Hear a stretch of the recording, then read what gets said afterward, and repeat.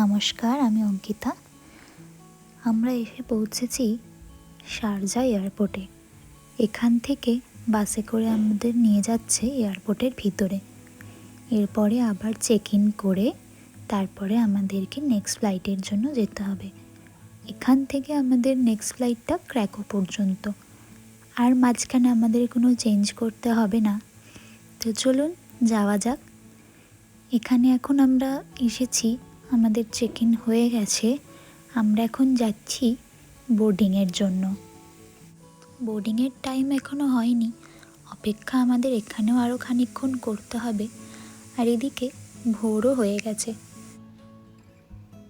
এই ফ্লাইটটা 6 ঘন্টার ফ্লাইট। তারপরেই আমরা পৌঁছে যাব আমাদের গন্তব্যস্থলে, মানে ক্র্যাকোতে। যেতে হবে এখন আমাদের 8 নম্বর গেটের কাছে।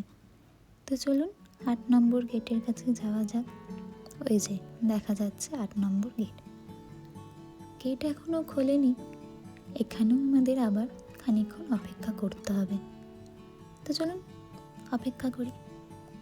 ব্যাস হয়ে গেছে ফ্লাইটের টাইম। আমরা ভিতরে ঢুকেও গেছি। সকাল হয়েছে, আশপাশটা খুব সুন্দর লাগছে দেখতে। এই দেখুন, এত অপূর্ব দৃশ্য। ভোরবেলায় খুব সুন্দর লাগছে আকাশটা।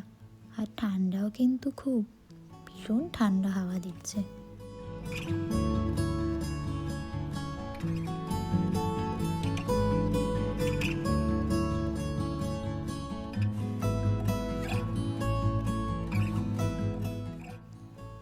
আর এই দেখুন, দেখা যাচ্ছে আমাদের বাহনদেবকে। এসেই পড়েছি, চলুন ভিতরে যাওয়া যাক।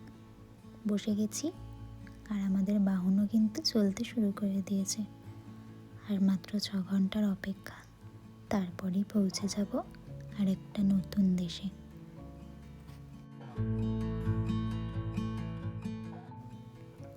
জানলা থেকে মুখ বাড়িয়ে দেখতেই এই অপূর্ব এক দৃশ্য চোখে পড়ল।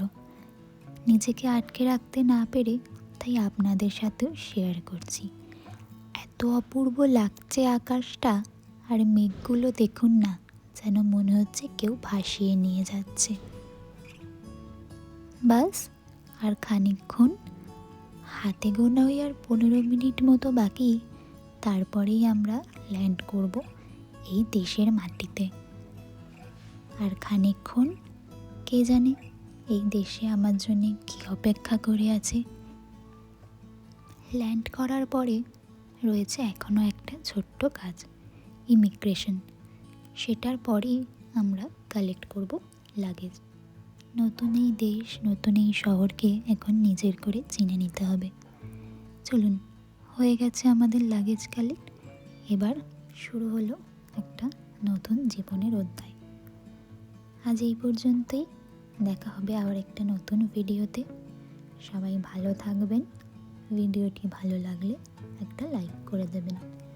সবাই ভালো থাকবেন। শুরু করলাম এক নতুন যাত্রা। টাটা।